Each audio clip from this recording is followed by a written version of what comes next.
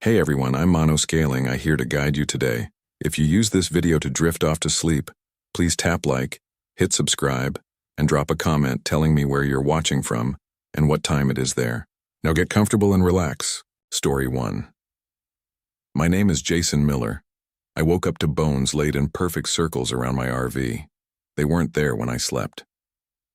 I'd been parked at the Juniper Springs campground in Ocala National Forest for 3 days.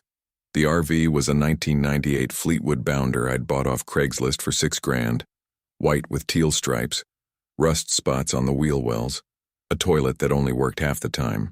It was March 2019, and I was 2 months into what my ex-wife called my breakdown, and what I called getting away from a job that had turned my insides to concrete. The morning I found the bones, I'd slept through my alarm. My phone said 9:47 a.m., which was late for me. I usually woke at dawn, made coffee on the 2-burner stove, and sat outside watching the palmetto scrub turn gold in the early light. But that morning I'd slept hard, dreamless, the kind of sleep that feels like you've been erased.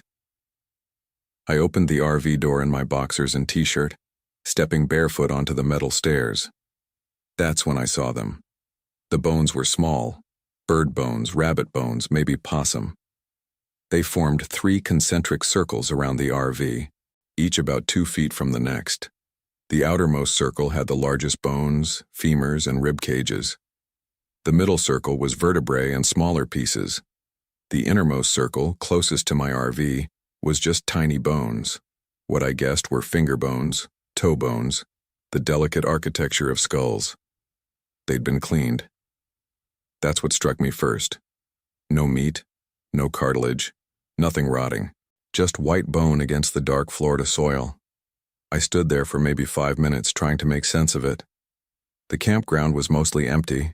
It was off-season, and the few other sites I'd seen occupied were spread out among the pines and live oaks. The nearest RV was maybe 100 yards away, a newer model with Tennessee plates I'd noticed when I'd driven in. I got dressed and walked the perimeter. The bones didn't look placed randomly. They'd been set down with care, each one oriented the same way, tips pointing inward toward my RV. I counted 63 bones in the outer circle before I stopped counting. The campground host's trailer was at the entrance, a quarter-mile walk. I didn't go. I don't know why. Maybe because I'd been trying to avoid people, to stay in my own head and work through whatever needed working through. Maybe because I knew how it would sound. Someone put bones around my RV in the night.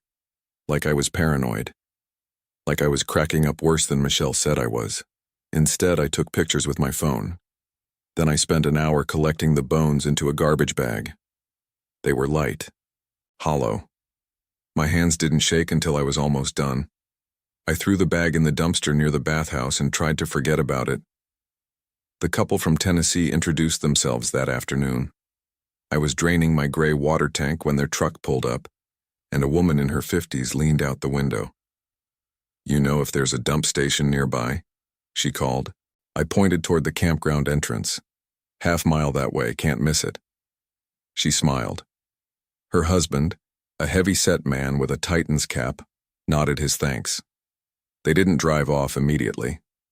The woman kept looking at me, and I realized I probably looked like hell. I hadn't shaved in a week, my hair was getting long, and I'd been wearing the same jeans for 3 days. "You doing all right?" she asked. "Fine," I said. "Just needed some time away. We're the Harpers, Linda and Tom. That's our Winnebago over yonder." She gestured vaguely. "You ever need anything, you just holler." I nodded, told them my name. They drove off, and I finished with the tank. That night I couldn't sleep. I kept thinking about the bones, about how quiet it had been when I'd slept through their placement.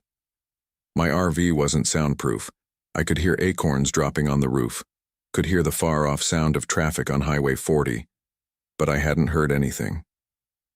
At 2:18 a.m., I gave up and made coffee. I sat at the dinette with my laptop trying to work on the freelance coding project I'd picked up to pay for gas and campground fees. The work was simple, mindless. A small business in Tallahassee needed a website update. It should have taken me 2 hours. I'd been stretching it out for 2 weeks. I heard footsteps outside around 3 a.m. Not animal footsteps, human ones. Deliberate, measured, circling the RV. I killed the lights and moved to the window. The campground was dark except for a few scattered solar lights along the main road. I couldn't see anyone, but the footsteps continued. Crunch, crunch, crunch on the dried pine needles and leaves. They stopped directly outside the door. I waited. My heart was doing something erratic, skipping beats. I'd had anxiety attacks before, full-blown ones where I thought I was dying, but this was different. This was pure animal fear. After maybe 30 seconds, the footsteps resumed. They circled the RV twice more, then faded into the distance. I didn't sleep the rest of the night. When dawn came, I went outside to look for tracks. The ground was too dry, too covered in debris. I couldn't find anything definitive, but there was something new, carved into the bark of the live oak nearest my sight. A symbol. 3 circles, one inside the other, with what looked like rays or spokes extending outward from the center. It hadn't been there yesterday. The cuts were fresh, sap still bleeding from the wounds in the bark. I met the third camper 2 days later. His name was Marcus Webb, and he was younger than me, maybe 30. With a rust-colored van he'd converted himself. Solar panels on the roof, mountain bikes on the back, Colorado plates. He'd parked 3 sites down from me. I ran into him at the bathhouse. He was shaving at one of the sinks, a straight razor in his hand, and he looked up when I came in. "Hey," he said. He had an easy smile, the kind of person who made friends without trying. "You the guy in the old bounder?" "That's me." "Nice rig, classic." He rinsed the razor. "How long you been here?" "About a week." "Thinking about staying long?" "Haven't decided." He nodded like he understood. "I'm doing the same thing. Just driving, seeing where I end up. Quit my job in Denver back in January. Best thing I ever did." I didn't tell him I'd been fired, that I'd had a screaming match with my supervisor that ended with me throwing my laptop against the wall and walking out, that Michelle had filed for divorce 3 weeks later, saying she couldn't do it anymore, couldn't watch me destroy myself. We talked for a few more minutes. Marcus said he was planning to explore the Juniper Springs run, maybe do some kayaking. He seemed like a good guy, normal, the kind of person who wouldn't leave bones around someone's campsite.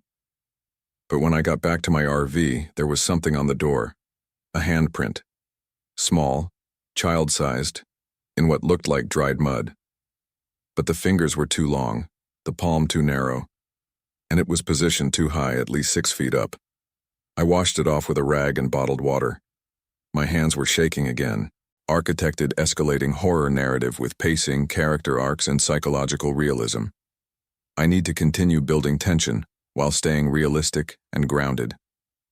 Let me think about the pacing. I'm at about 200 words, need to reach 800 words should introduce more strange events. Build toward someone going missing, coming back wrong. Include the Harpers and Marcus as characters. Maintain psychological realism. Add the protagonist's trauma, past, subtly. Escalate the supernatural elements gradually. Next scenes, more interactions with the other campers. Additional strange occurrences, GPS issues, time anomalies, supplies problems. Someone goes missing, maybe Marcus. They return, changed, escalation to violence, possession, horrifying climax, ambiguous, traumatic ending. The Harpers invited me to dinner that evening. Linda appeared at my door with a casserole dish in her hands, smiling that same warm smile. "We made too much," she said, though I could tell it was a lie. "Tom grills enough chicken to feed an army. You like jambalaya?" I almost said no. I'd been eating canned soup and peanut butter sandwiches for days, and the idea of sitting with other people felt exhausting. But something about the handprint had rattled me more than I wanted to admit, and the thought of spending another night alone in the RV made my chest tight. "Sure," I said. "Thanks." Their setup was nicer than mine. Matching camp chairs, a portable fire pit, string lights hung between the trees. Tom was loading chicken onto paper plates when I walked over. Marcus was already there, sitting in one of the chairs with a beer in his hand. The gang's all here, Tom said, handing me a plate. Marcus was just telling us about Colorado. Says he's from Fort Collins. We ate and talked about nothing important. The weather, good camping spots, the best route through the Rockies. Normal conversation, the kind I hadn't had in months. It felt good for about 20 minutes, and then Linda asked the question I'd been dreading. So what brings you out here, Jason? You mentioned needing time away. I kept it vague. Said I'd been working too hard, needed a reset. Didn't mention the panic attacks or the insomnia or the way I'd started having thoughts about driving into oncoming traffic just to make the noise in my head stop. Marcus seemed to sense I didn't want to elaborate. He steered the conversation back to his van conversion, showing us pictures on his phone of the build process. Tom asked technical questions about the solar setup. Linda refilled drinks. It was almost normal. Almost enough to make me forget about the bones and the footsteps and the handprint. Then Marcus's phone started acting up. He was mid-sentence, swiping through photos, when the screen flickered. The images twisted, pixelated, then resolved into something that made him frown. "That's weird," he said, turning the phone toward us. The photo showed his van. But in the background, barely visible in the shadows between the trees, there was a figure. Tall, thin, humanoid, but wrong in proportions. The image was blurred like Marcus had moved while taking it. But the figure was sharp, in perfect focus. "I don't remember anyone being there when I took this," Marcus said. He swiped to the next photo. Same thing. The figure was closer now, standing just behind the van. "Probably just a hiker," Tom said, but his voice lacked conviction. Marcus kept swiping. In each successive photo, the figure was closer. By the last image, it was standing directly beside the van, its hand reaching toward the driver's side window. The photo was too blurred to make out details, but I could see the fingers. Too long, too many joints. "I'm deleting these," Marcus said. His voice had changed, gone flat. Phone's been glitching all day anyway. Nobody argued with him. The dinner broke up soon after. We all claimed we were tired. Tom and Linda cleaned up quickly, and Marcus headed back to his van. I went to my RV and locked the door. I didn't sleep. I kept thinking about the figure in Marcus's photos, about those fingers, about the handprint on my door. At 4:47 a.m. I heard the screaming. It came from Marcus's site, high-pitched, ragged, the kind of scream that meant real fear. I grabbed my flashlight and ran outside in my boxers and unlaced boots. Tom was already there, standing outside Marcus's van in his pajamas. Linda was behind him in a robe, her face pale. The van's side door was open, interior light spilling out. Marcus wasn't screaming anymore. He was sitting on the floor of the van, knees pulled to his chest, rocking back and forth. His eyes were wide, unfocused. "Marcus," Tom said. "What happened?" Marcus didn't respond. He kept rocking. I climbed into the van. It smelled like sweat and something else, something organic and wrong, like meat left in the sun. Marcus had claw marks on his arms, deep enough to bleed. I could see he'd done it himself. There was skin under his fingernails. "Marcus," I said quietly, "can you hear me?" He stopped rocking. His eyes focused on me, and for a second, I saw recognition. Then his expression changed. His mouth opened, and he made a sound I'd never heard a human make before, somewhere between a laugh and a choke. "The circles," he said. His voice was rough, damaged. "Did you see them? The circles?" "What circles?" Tom asked. Marcus pointed at me. His finger was shaking. "Ask him. He knows. He's in the center." "I don't know what you're talking about," I said. But I did. The bone circles. The symbol carved in the tree. 3 circles, one inside another. Marcus started laughing. Not normal laughter. Something broken and terrible. Linda backed away from the van. Tom put his hand on my shoulder. "We should call someone," Tom said. "He needs help." I climbed out of the van. My flashlight beam caught something on the ground near the van's rear tire. More bones. Not in circles this time, but arranged in a line pointing toward my RV. "I'm calling 911, Linda said. She was already walking back to their Winnebago. Tom stayed with Marcus while I went back to my site. The sun was starting to rise, turning the eastern sky purple. In that pre-dawn light, I could see something I'd missed in the darkness. The trees around my RV. Every single one had the symbol carved into it. 3 circles radiating spokes. Some of the carvings were fresh, some looked older, weathered. But they formed a perimeter around my site, maybe 20 trees in total. I'd been camping in the center of something without realizing it. The police came around 8 a.m. 2 sheriff's deputies in a marked SUV. They talked to Marcus, who had calmed down but kept insisting he'd seen something in his van, something that had touched him. The deputies were polite but skeptical. They suggested he might have had a reaction to something, drugs, alcohol, a medical episode. Marcus didn't push it. He nodded, said maybe they were right, said he'd been stressed lately. But when the deputies left, he came to my RV. "I'm leaving," he said, "like right now, and if you're smart, you will too." "What did you see?" He was quiet for a long moment. His hands were bandaged where he'd clawed himself. "I woke up and it was in the van with me, sitting right there." He pointed to where I was standing. "It looked like, I don't know, like someone had made a person out of the wrong materials. The proportions were off, the smell was wrong, and when it saw I was awake, it smiled." "Did it say anything?" "No, it just reached for me. I started screaming and it left. Crawled out through the ceiling somehow. I know that doesn't make sense, but that's what happened." "The bones." "I don't want to know," Marcus interrupted. "I don't want to understand. I'm leaving, and I'm not coming back to Florida ever again." He packed up in less than an hour. I watched him drive away, his van kicking up dust on the campground road. The Harpers left that afternoon. Tom came by to tell me. Said Linda was spooked. Said they'd decided to head to South Carolina instead, visit Linda's sister. "You should leave too," Tom said. He wasn't making eye contact. "This place, something's wrong with it." "Did you see the carvings?" I asked. He nodded. "All around our site too. Linda found them this morning. She thinks..." He trailed off. "What?"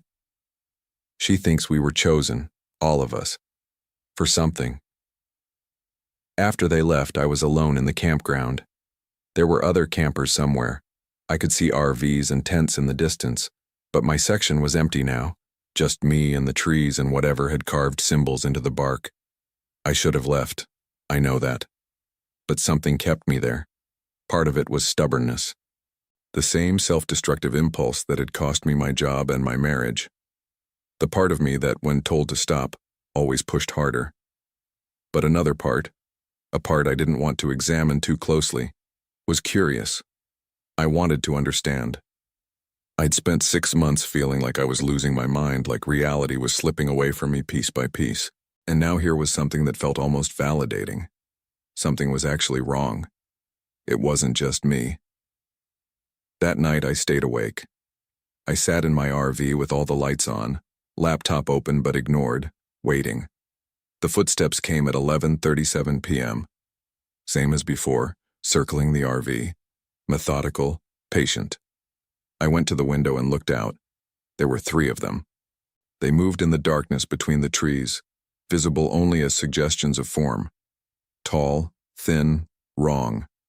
They walked on 2 legs but with a gait that seemed practiced, like they'd learned how by watching but hadn't quite mastered it. They circled my RV 7 times. I counted. On the 8th circle, they stopped. One of them approached the door.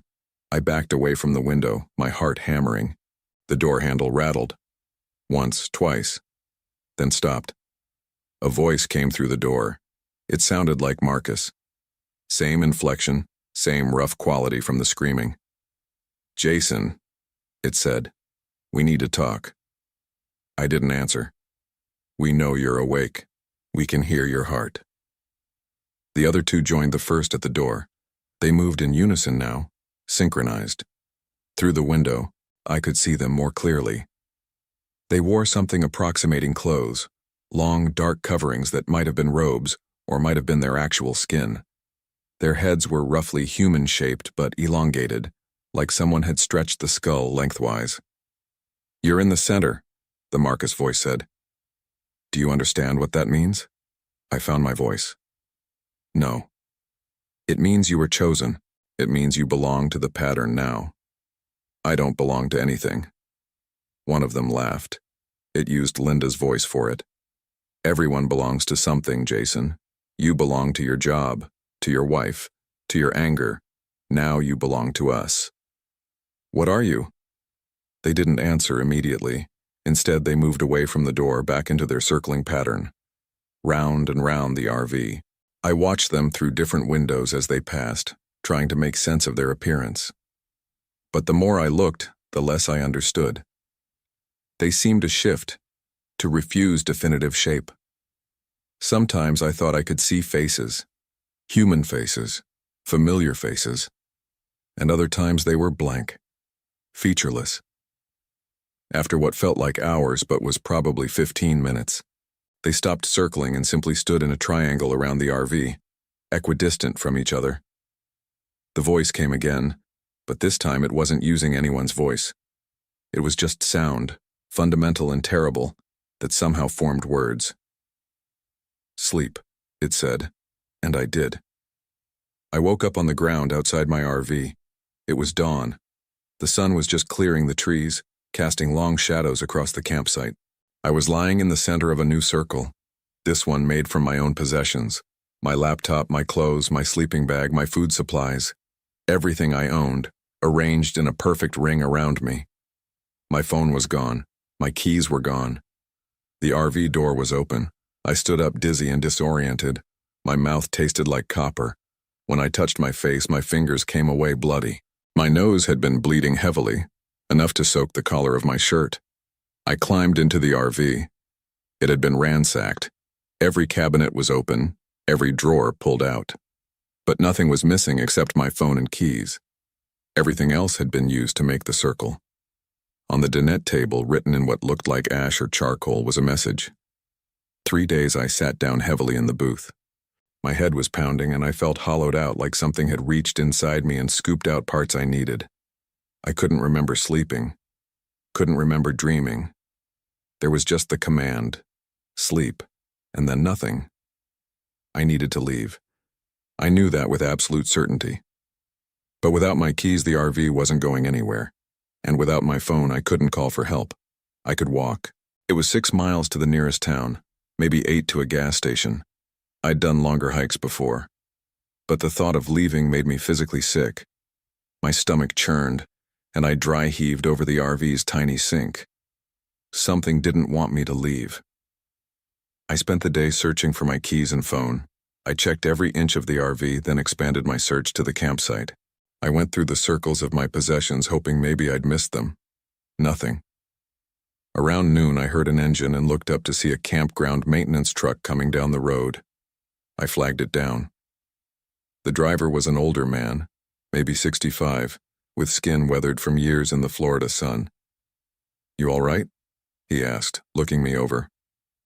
I realized I still had dried blood on my shirt. "I need help," I said. "Someone stole my keys and phone.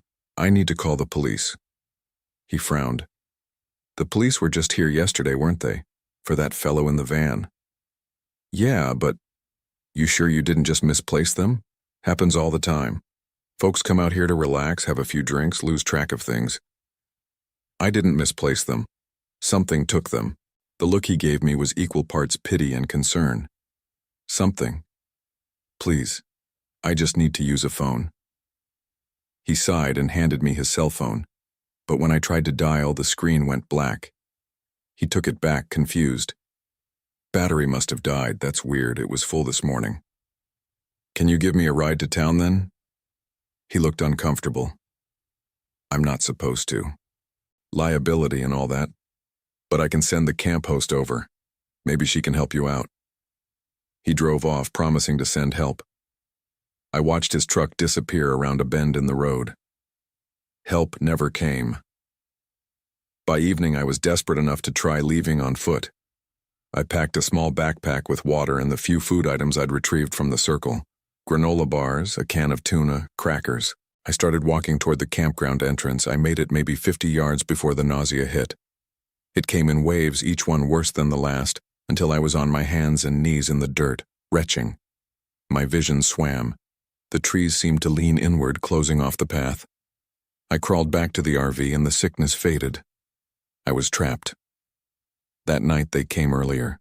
The sun hadn't fully set when I heard them moving through the campsite. This time there were more than 3. I counted at least 7 distinct sets of footsteps, though the way they moved made it hard to be sure. They didn't circle this time. They surrounded the RV and stood perfectly still. I turned off all the lights and sat in the dark, waiting. Hours passed. They didn't move, didn't speak, just stood there in their triangle formation or square or whatever geometry they'd chosen. Around midnight, one of them spoke. It used my voice. "Do you remember the day you hit her?" I went cold. I never hit anyone. "Not with your hands," my voice continued. "With your words. Do you remember what you said?" "Michelle." They were talking about Michelle. "You told her she was the problem," my voice said. "You told her she was making you sick. Do you remember?" I did remember. It was 2 months before the divorce papers. We'd been fighting about something stupid, I couldn't even remember what. And I'd snapped, screamed at her that she was making me crazy, that her constant worrying and questions were like poison. I'd seen her face crumple, seen her take a step back like I'd physically struck her. "What do you want?" I asked the darkness. "We want you to understand," another voice said. Tom's voice. "We want you to see what you are. I'm not anything. I'm just—" "You're empty," Linda's voice interrupted. "You've been empty for a long time. That's why you fit the pattern. That's why you're in the center. I don't understand what that means." "You will," my voice said. "In 3 days you'll understand everything." They left after that, melting back into the forest, but I could still feel them out there, watching, waiting. The message on the table made terrible sense now. 3 days, a countdown. I didn't sleep that night or the next day. I tried everything I could think of to escape. I attempted to hotwire the RV using methods I'd seen in movies. It didn't work. I tried to flag down a passing car on the highway, but whenever I got close to the road, the sickness returned, doubling me over. The campground was emptying out. I watched RVs and cars leave, their occupants oblivious to whatever was happening in my section of the forest. A few times I tried to shout to them, to wave my arms, but my voice died in my throat and my arms felt heavy, uncooperative. By the second night, I was hallucinating from lack of sleep. I saw Marcus's van still parked in its sight, though I knew he'd driven away. I saw the Harpers sitting outside their Winnebago waving at me. I saw Michelle standing in the trees crying. The second night was worse than the first. They came as the sun set, but this time they didn't stay outside. I heard the RV door open, heard footsteps on the floor. I was hiding in the bathroom, the only door that locked, when one of them spoke through the thin wood. "We're not here to hurt you, Jason." I recognized the voice. It was mine again, but different somehow, clearer, calmer, the voice I used to have before everything went wrong. "Then what do you want?" "We want to complete the pattern. We want to make you whole." "I don't want to be whole. I want to be left alone." "That's the same thing," the voice said softly. "That's why you're here. That's why you've been alone your whole life, even when you were surrounded by people. You were always waiting for this. That's not true. Your job isolated you. Your marriage isolated you. Even before that, you were alone. Do you remember being a child, Jason? Do you remember how separate you felt?" I did remember. I remembered being 8 years old, sitting in a classroom full of other kids, feeling like I was behind glass, like I could see them and hear them but never quite reach them. That feeling had never gone away. It had just gotten worse over the years, more pronounced until I was a 39-year-old man living in an RV, fleeing from a life that had somehow slipped through my fingers. "The pattern needs a center," the voice continued. "Something empty that can be filled, something isolated that can become a point of connection. Do you understand?" "No. You will. Tomorrow night." The footsteps retreated. The RV door closed. I stayed in the bathroom until dawn, my back against the tub, my mind fractured and strange. The third day was a blur. I know the sun came up. I know I was alive. but I felt dissociated from my body, like I was watching myself from a distance. I saw myself stumble around the campsite, saw myself try once more to walk toward the road, only to collapse in convulsions 50 feet from the RV. I saw myself give up. When night fell, I was sitting in one of the Harper's abandoned camp chairs, staring at my RV.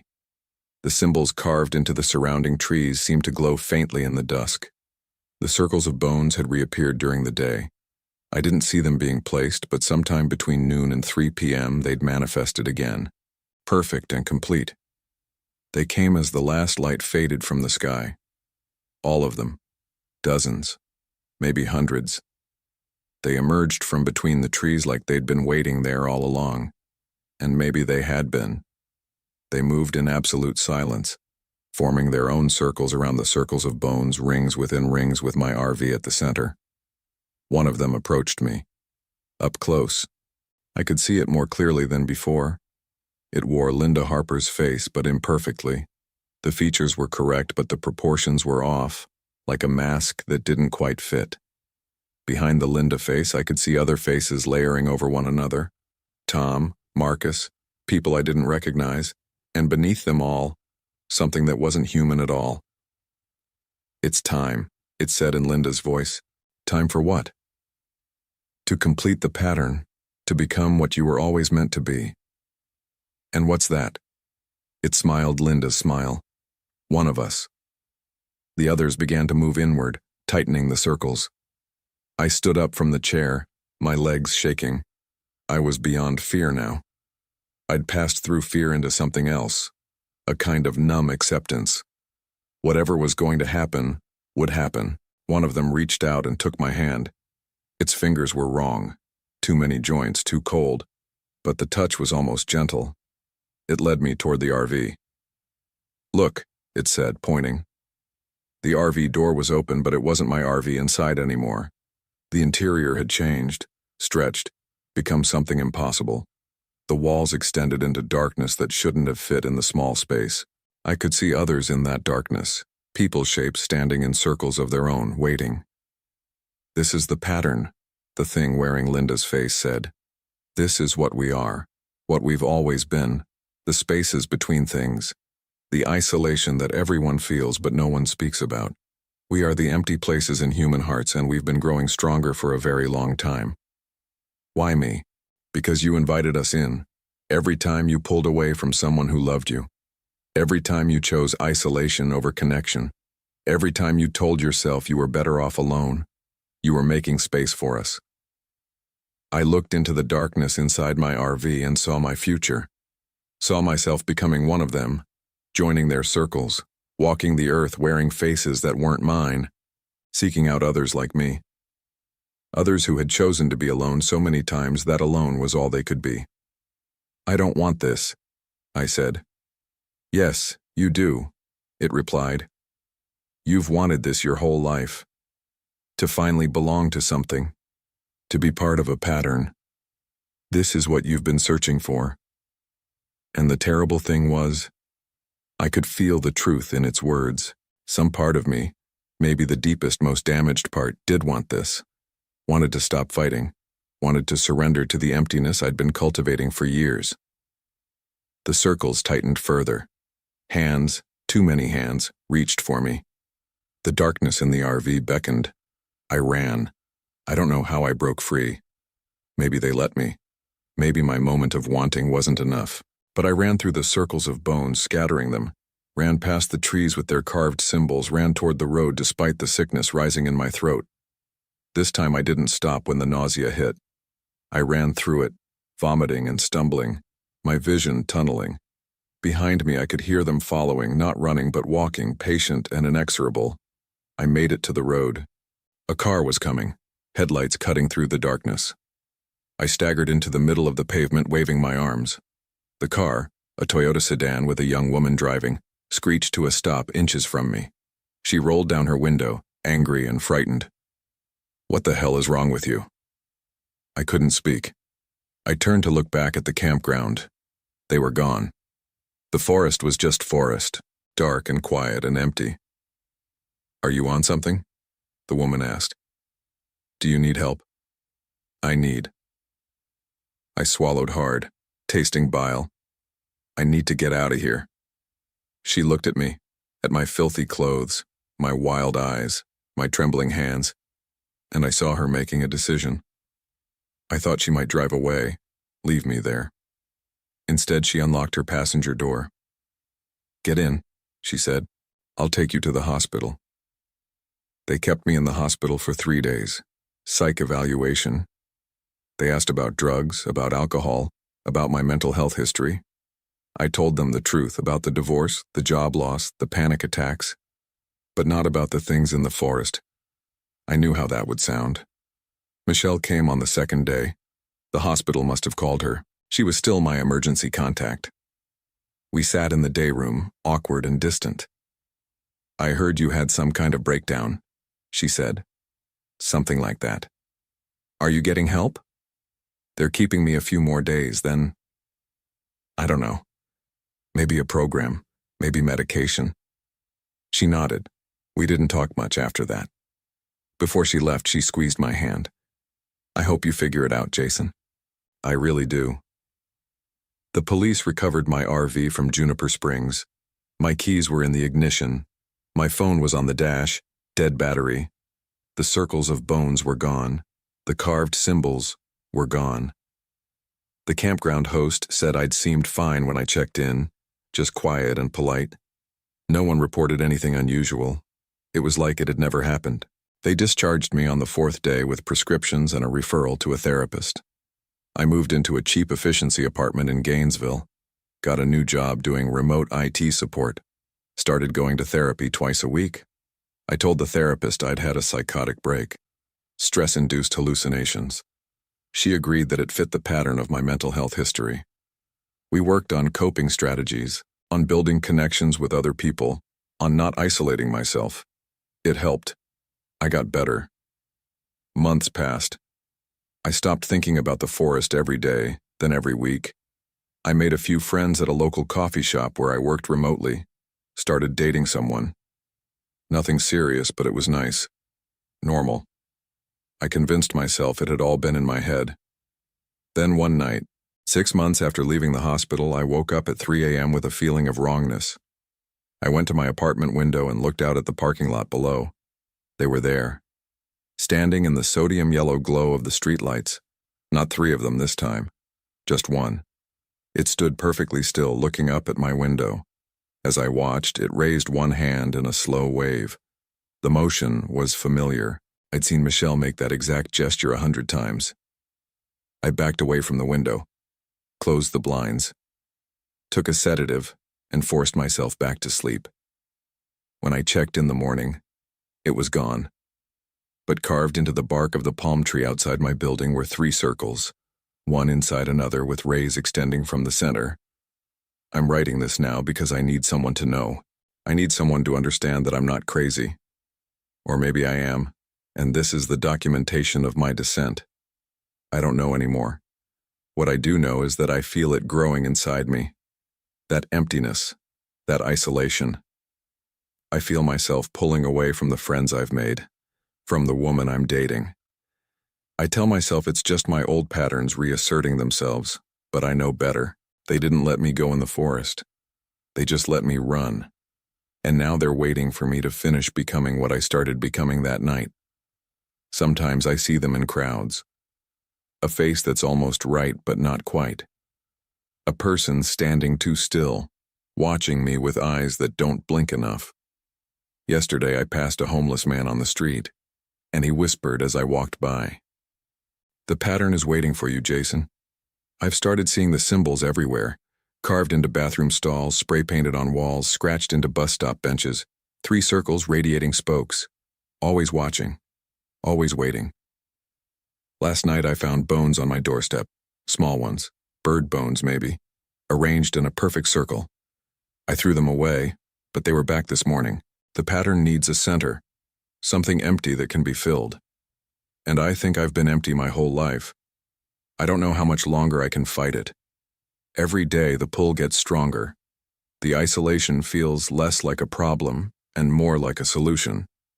I catch myself thinking about getting in my car and driving to Ocala, to Juniper Springs, to the campground where I left part of myself.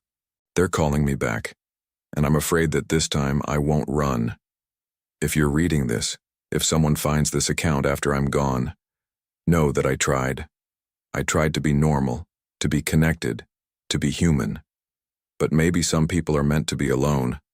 Maybe some people are meant to belong to the empty places. Maybe that's what I've always been. The woman I'm dating asked me to move in with her yesterday. I said I'd think about it. But when I closed my eyes last night, I saw my answer written in bones. 3 circles, one inside another, and me in the center, finally home. Story 2. My name is Megan Lee. What happened at Mammoth Cave in Kentucky last October still doesn't make sense to me, and I've stopped trying to make it make sense. I'm writing this down because my therapist said it might help, but I don't think it will. Some things don't get better when you talk about them. Some things just sit inside you and rot. My boyfriend Derek and I drove down from Indianapolis on a Thursday. We'd rented an RV for the weekend, one of those mid-sized ones that's supposed to sleep 4, but really only fits 2 comfortably.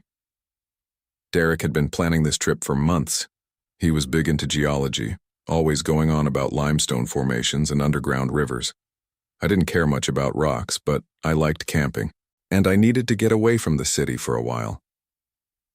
We arrived at the Green River campground around 3 in the afternoon. The place wasn't crowded, just a dozen or so RVs scattered across the wooded area, most of them older models with rust spots and faded paint. Our spot was at the far end, near where the trees got thick and the ground started sloping down toward the actual park boundary. Derek backed the RV in while I stood outside and guided him, even though he didn't really need help. He just liked me to be involved. The first thing I noticed was how quiet it was. No kids playing, no dogs barking, no music from other campsites. Just wind in the trees and the occasional bird call. The sky was gray, threatening rain but not delivering. Derek said it was perfect weather for exploring caves, cooler temperatures, less crowded trails. We set up our site. Derek ran the hookups while I arranged things inside. The RV had that specific smell of rented vehicles, cleaning products trying to cover up years of other people's lives. I opened the windows to air it out. Through the window over the sink, I could see the other campers. An older couple 2 spots down, a family with teenagers across the way, a guy by himself in a conversion van closer to the entrance. Want to check out the visitor center before it closes? Derek called from outside. Sure. We drove over in Derek's truck. The visitor center was one of those 1960s Park Service buildings, low and brown with big windows. A ranger behind the desk, maybe 50 years old, looked up when we entered. Her name tag said Linda. Help you folks? She asked. Derek launched into questions about which caves were open, what tours were available, difficulty levels. Linda answered patiently, pulling out maps and brochures. I wandered over to a display about the cave system's history. There were old photographs, explorers from the 1920s, oil lamps, rope ladders. One photo showed the entrance to something called Green River Cave, a smaller cave system about 2 miles from the main tourist area. Is this one open? I asked Linda, pointing. She glanced over. Green River? No, that's been closed since the 80s. Structural issues. She turned back to Derek. Now, if you're interested in the longer tour, I'd recommend the 6-hour expedition. It covers... I stopped listening. Something about that photograph held my attention. The cave entrance was just a dark hole in a limestone cliff, surrounded by trees. But there was something about it, a familiarity I couldn't place. Architected narrative tension through psychological buildup and biographical details. Good start. I need to continue building tension slowly, introduce the brother who died and work toward the cave voice. Let me continue with realistic details and psychological buildup. We got back to the campground around 5:30. Derek wanted to grill burgers, so we sat outside at the picnic table while the charcoal heated up. The older couple from 2 spots down walked past with their dog, a golden retriever that stopped to sniff our site. Evening, the man said. He had a thick Kentucky accent. Y'all just get in? This afternoon, Derek said. First time here? Yeah, You? Oh, we come every year. Love it here. The man paused, holding his dog's leash as it strained toward the woods. Y'all be careful if you go hiking off the main trails. Easy to get turned around in these parts. We're planning to stick to the tours, Derek said. The man nodded. Smart. Some folks think they can explore on their own, end up needing rescue. He tugged his dog. Come on, buddy. Leave these people alone. They continued down the road. Derek flipped the burgers. I watched the trees. The light was fading faster than it should have, or maybe it wasn't. Maybe I was just tired from the drive. You okay? Derek asked. Yeah. Why? You've been quiet. Just thinking. About?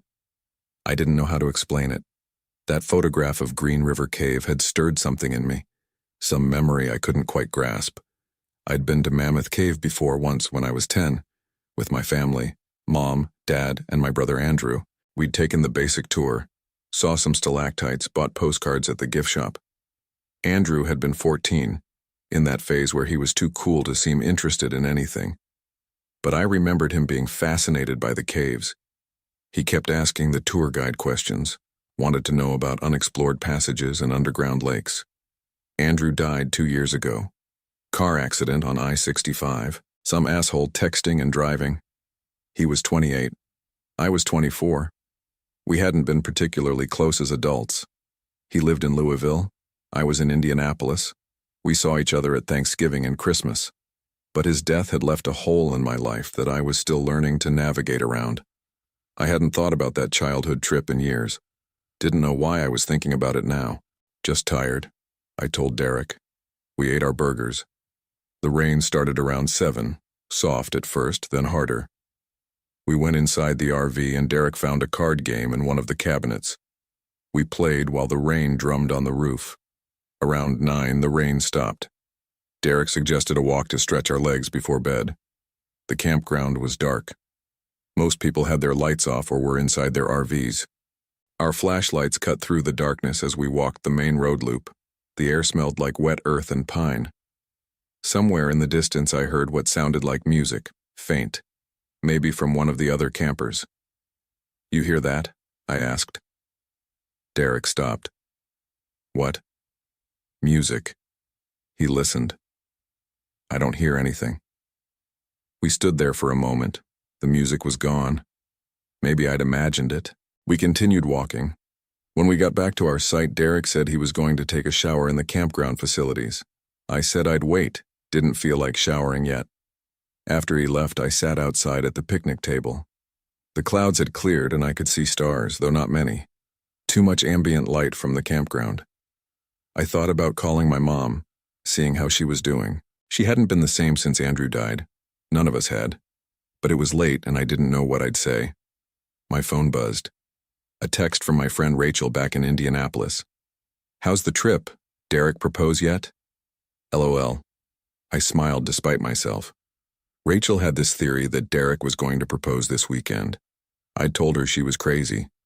Derek and I had only been dating 8 months, but Rachel insisted the camping trip was too romantic to be just a camping trip. I texted back, no ring yet, just bugs and burgers. I was about to put my phone away when I noticed something odd. The signal bars were fluctuating, full strength, then nothing, then 2 bars, then nothing again. I walked a few steps watching the bars dance. When I got to the edge of our site, near the tree line, the bars disappeared completely. When I stepped back, they returned. Derek came back from the shower, hair wet, smelling like soap. Your turn if you want. I'm good. I'll shower in the morning. We went inside. The RV's bed was in the back, separated from the main area by a thin partition.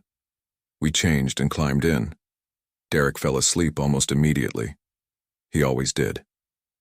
I lay there, listening to him breathe, watching shadows from the window move across the ceiling. I must have dozed off eventually because I woke to a sound. A voice. Calling my name. Megan. I sat up. Derek was still asleep beside me. The voice came again, distant from outside. Megan. I knew that voice. Knew it in my bones, in my blood. Andrew's voice. My heart hammered. I slid out of bed, careful not to wake Derek. Went to the window. Outside, the campground was dark and still. No one in sight. But the voice came again, fainter now, from the direction of the woods. "Megan, please." I grabbed my phone and flashlight, unlocked the RV door as quietly as I could, and stepped outside. The night air was cold, much colder than it should have been for October. I turned on my flashlight and swept it across the trees. Nothing. "Andrew?" I whispered. Silence, then, "Help me." The voice was definitely coming from the woods. I walked toward the tree line, my flashlight beam jumping with each step. This was insane. Andrew was dead. I'd been to his funeral, watched them lower his casket into the ground. This was a dream, or stress, or... Please, Meg. Meg. He used to call me that when we were kids, no one else did. I reached the tree line. The voice was farther now, deeper in the woods. I looked back at the RV. Should I wake Derek? Tell him what I was hearing? But what would I say? That my dead brother was calling me from the forest? I took another step into the trees, then another. The flashlight caught tree trunks, hanging moss, ferns. The ground was soft from the rain, slightly muddy. I could hear my own breathing loud in my ears. "Where are you?" I called softly. No answer. I waited, listening. The woods were silent now. No voice, no movement, nothing. I stood there for maybe 5 minutes, starting to feel foolish, starting to convince myself I'd been dreaming or half asleep. Then I saw it. A light, flickering between the trees. Not a flashlight, something else. Warmer, like firelight. Against every instinct that told me to turn back, I walked toward it. The ground sloped downward. I had to grab onto tree branches to keep from slipping. The light grew brighter. I came around a boulder and stopped. There was a cave entrance, small, maybe 4 feet high, partially hidden by brush, and just inside, a camping lantern sat on the ground, its LED glow illuminating the rocky walls. I approached slowly. "Hello?" No response. I crouched down, shining my flashlight into the cave. It went back about 20 feet before seeming to narrow. The lantern sat just inside the entrance, like someone had left it there and walked away. This was wrong. Everything about this was wrong. But I couldn't shake the feeling that Andrew had led me here, that he needed me to find this place. I picked up the lantern. There was no brand name, no markings, just a standard camping lantern, battery-powered, turned on high. Why would someone leave it here? "Megan." The voice came from inside the cave, deeper in, past where my light could reach. "Andrew?" My voice cracked. "Come find me. Please." I stepped into the cave. The ceiling was low. I had to crouch. The walls were damp, covered in that white flowstone Linda at the visitor center had talked about. My light caught something carved into the wall. Letters, crude and uneven. "Don't." Just that one word. "Don't." I stopped. Some part of my brain was screaming at me to leave, to run back to the RV, to wake Derek and tell him everything. But Andrew's voice came again, and it sounded desperate. "I'm scared, Meg. Please." I continued forward. The cave narrowed, then opened into a wider chamber. My light swept across the space. Empty. No Andrew. No one. Just rock and darkness and the sound of water dripping somewhere I couldn't see. "Andrew?" I called. "Where are you?" Nothing. I stood there, breathing hard, reality crashing back. What was I doing? My brother was dead. I was in some random cave in the middle of the night, alone, and Derek didn't even know I'd left.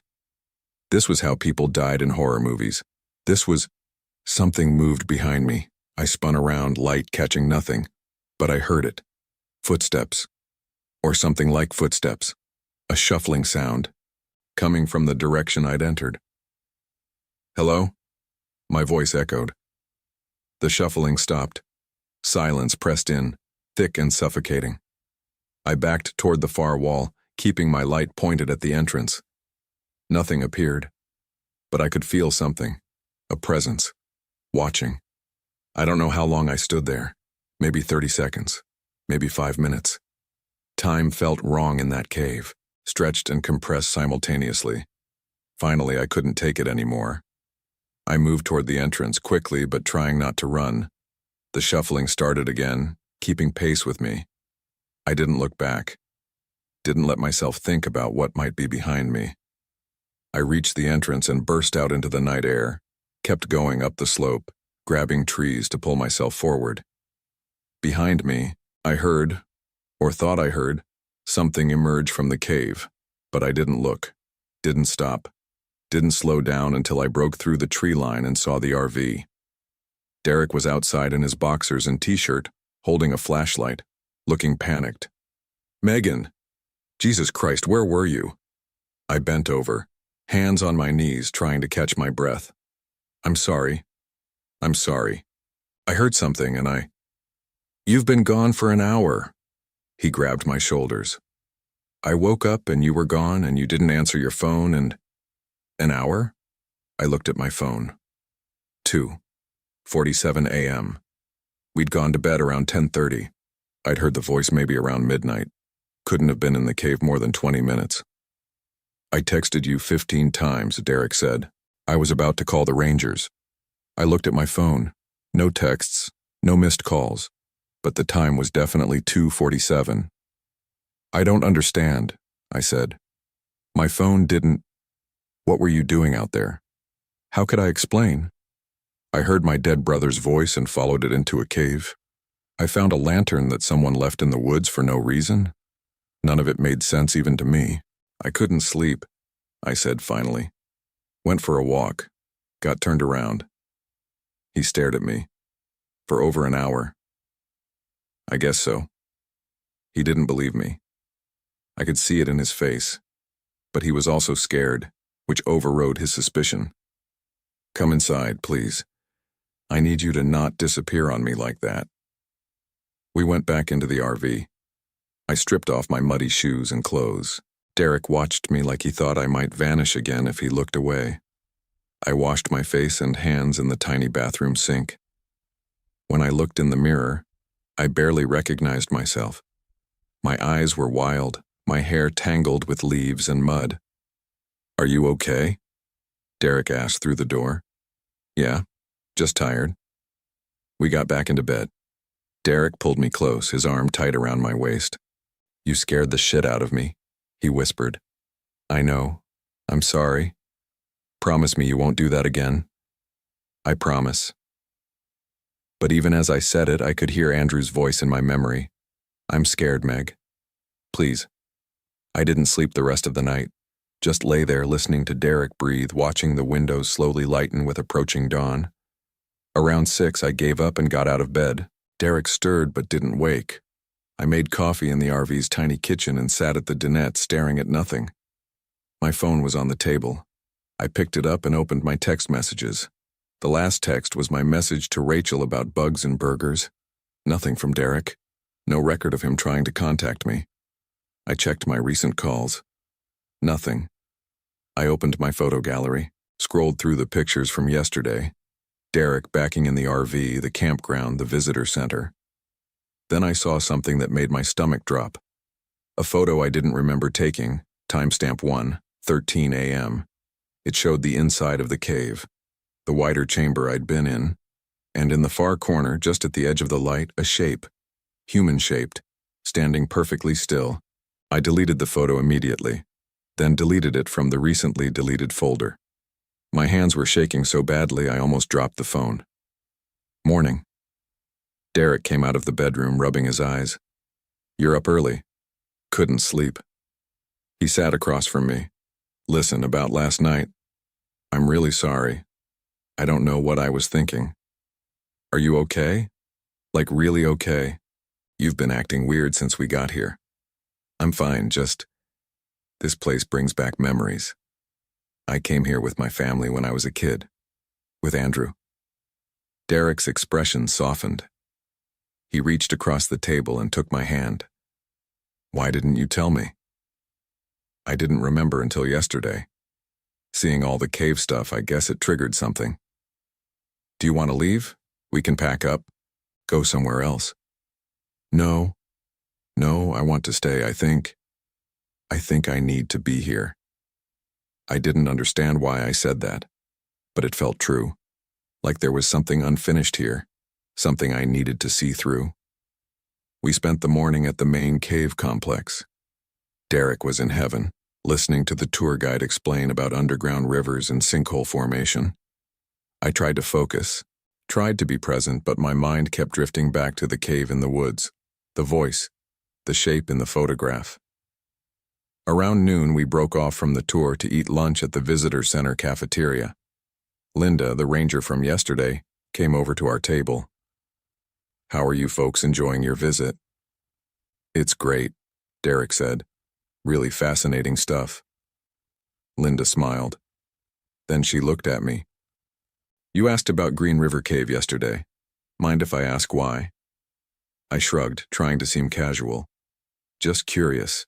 Saw it in one of the old photos. Linda pulled out a chair and sat down, uninvited. I've been working here 30 years. Every few years, someone gets curious about Green River. Usually doesn't end well. What do you mean? Derek asked. Linda leaned back, considering her words. The cave's been officially closed since 1983, but people still try to find it, explore it. We have to rescue at least one person a year from those woods, sometimes more. Why don't you just block it off? I asked. We tried. Put up fences, barriers, they get torn down. It's like... She paused. Like the cave doesn't want to be closed. Derek laughed. Come on. Caves don't want anything. Linda didn't laugh. You'd be surprised what these old places want. The Cherokee had stories about that cave long before any white settlers arrived. Said it was a doorway, that things could come through. She stood up. Anyway, just be careful out there. Stick to the marked trails. After she left, Derek shook his head. Friendly advice or trying to scare the tourists? I don't know. But I thought about what she'd said. A doorway. Things could come through. Andrew's voice calling from inside. We went back to the campground in the afternoon. Derek wanted to rest before dinner. I told him I was going to walk around, get some fresh air. He made me promise not to disappear again. I promised. I walked the campground loop, trying to look casual, but really I was studying the tree line, looking for the spot where I'd entered last night. Everything looked different in daylight. The trees all seemed the same. I couldn't find the right place. The older couple was outside their RV, sitting in lawn chairs. The wife waved me over. Join us for a minute, honey. We don't bite. I walked over. She gestured to an empty chair. I'm Margaret, this is Earl. Megan. First time here, Earl tells me. Yes, ma'am. You liking it? It's nice. Margaret studied me with sharp eyes. You look tired, dear. You sleeping okay? Not really. New place, I guess. She glanced at her husband. Earl, didn't we have trouble sleeping our first time here? Earl nodded slowly. The sounds kept us up. Took a few days to get used to it. What sounds, I asked. Oh, the woods at night, animals, wind. Sometimes we'd hear what sounded like voices, but it was just the way the air moves through the trees. Voices? My heart rate picked up. Margaret leaned forward. You heard them too? I hesitated. I thought I did, last night. The couple exchanged a look. Margaret spoke carefully. Did the voice sound familiar? How did you... It happened to us too our first year. I heard my sister calling. She died 6 months before. I went looking for her. Margaret's eyes were sad. Found myself at a cave entrance. Earl came and brought me back. This cave, I said. Was it called Green River? Margaret nodded. That's the one. Earl spoke up. It's something about this area. The limestone, the underground water creates acoustic effects, makes you hear things that aren't there. Acoustic effects don't explain why I heard my sister's voice, Margaret said sharply. Don't explain why it knew my name. Could have been a dream, Earl said, sleepwalking. I wasn't asleep. They started bickering. I stood up. Thank you for talking to me. I should get back. Just stay away from that cave, Margaret called after me. Nothing good comes from it. I walked back to our site. Derek was still inside reading. I sat at the picnic table and tried to think rationally. Acoustic effects, sleepwalking, stress, and grief manifesting as auditory hallucinations. All possible explanations. But the photograph, the shape in the cave. That wasn't acoustic effects. Around dinner time, the family across the way came over to introduce themselves. The parents were Beth and Tom. Their kids were Emma and Justin, both teenagers. They were nice. Normal. We made small talk about the caves, about camping, about college football. Normal conversation. It felt jarring after everything else. We're doing a campfire tonight, Beth said. You two should join us. We've got marshmallows. Derek looked at me. I nodded. That sounds great. After they left, Derek said, See, this trip is good. You're relaxing. Yeah. But I wasn't relaxed. I couldn't stop thinking about the cave, about Margaret hearing her sister's voice, about Linda saying it was a doorway. We joined the campfire around 8. Beth and Tom had set up a nice fire ring. They'd invited the solo guy from the conversion van. His name was Rick. He was traveling cross-country, taking his time. Margaret and Earl came too, bringing lawn chairs. It was pleasant, normal. People telling stories, roasting marshmallows, complaining good-naturedly about RV repairs and gas prices. Then Justin, the teenage son, said something that made my blood freeze. Did you guys see those weird marks on some of the trees, like symbols or something? Tom frowned. What symbols? I don't know. Emma and I found them when we were exploring this afternoon. Down past your sighting, he nodded at us. Show me, I said, standing up too quickly. Everyone looked at me. Derek said, Meg, I want to see. I'm interested in that kind of thing. Justin shrugged and grabbed a flashlight. I grabbed mine. Derek started to stand, but I told him to stay. Enjoy the fire. I'd be right back. Justin led me past our site, into the area where the tree line started. Emma came too, filming on her phone. It's just around here somewhere, Justin said, sweeping his light across the trees. There, Emma said, pointing. The symbol was carved into the bark of an oak tree, crude but deliberate, a circle with lines radiating out from it, and beneath it, letters, don't. There's more, Justin said, moving to the next tree. Another circle. More letters. Listen. We found 5 trees total, each with the same circle symbol and a single word. Don't. Listen. It. Lies. Run. That's so creepy, Emma said, still filming. Who do you think did it? Probably just some kids messing around, Justin said, but he sounded uncertain. I was staring at the last word. Run. The carving looked old, the bark grown around the edges. This wasn't recent vandalism. We should get back, I said. We returned to the fire. I sat down next to Derek, but I couldn't focus on the conversation. The words kept circling in my mind. Don't listen. It lies. Run. Around 10, people started heading back to their sites. Derek and I went into our RV. I took a shower, letting the hot water run until it started to go cold. When I got out, Derek was already in bed. You coming? He asked. In a minute. I sat at the dinette, looking out the window at the dark trees. My phone was on the table. I picked it up and Googled Green River Cave, Mammoth Cave, Kentucky. The results were sparse. A few mentions in old spelunking forums. A Wikipedia article about the Mammoth Cave system that mentioned Green River as a minor satellite cave closed to the public. I dug deeper, found a blog post from 2011 titled Weird Experiences at Mammoth Cave. Someone named Jennifer wrote about hearing her deceased father's voice while camping there. She'd followed it to a cave entrance and gone inside. The post ended abruptly. I don't want to talk about what I found. Just don't go into Green River Cave, please. There were comments. Other people reporting similar experiences. Voices of dead loved ones, all leading to the same cave. One comment. From someone called Mothman Truth 89, I stood out. Green River isn't a cave. It's a mouth, and it's hungry. I closed the browser, looked at the dark window.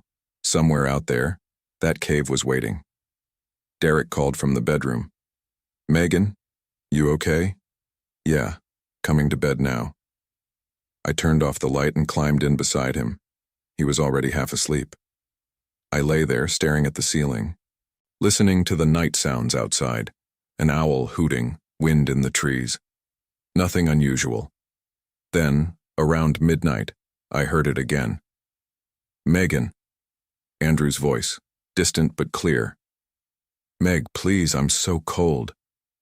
Derek was asleep beside me. I could wake him, tell him everything. But what would he do? Call the Rangers? They'd think I was crazy, having a breakdown. And maybe I was. "Please, Meg. It hurts." I got out of bed, put on my clothes from earlier, still muddy from last night. Derek didn't wake. I grabbed my flashlight and phone, and I left the RV. The campground was silent, everyone asleep. I walked toward the tree line, past the marked trees into the woods. The voice guided me, always just far enough ahead that I had to keep moving. The ground sloped down. I recognized this path from the night before. The cave entrance appeared, the same camping lantern still inside, still glowing. I stopped at the threshold. "Andrew?" I called. "If that's really you, prove it. Tell me something only you would know." Silence. Then, from deep in the cave, "You broke my Nintendo when you were 8. Blamed it on the dog." My legs went weak. I'd forgotten about that. It was true. I'd dropped his Game Boy down the stairs and convinced him that our golden retriever, Max, had knocked it off the table. He'd believed me. Never told our parents. "Andrew, what's happening? How are you?" "Come inside, please.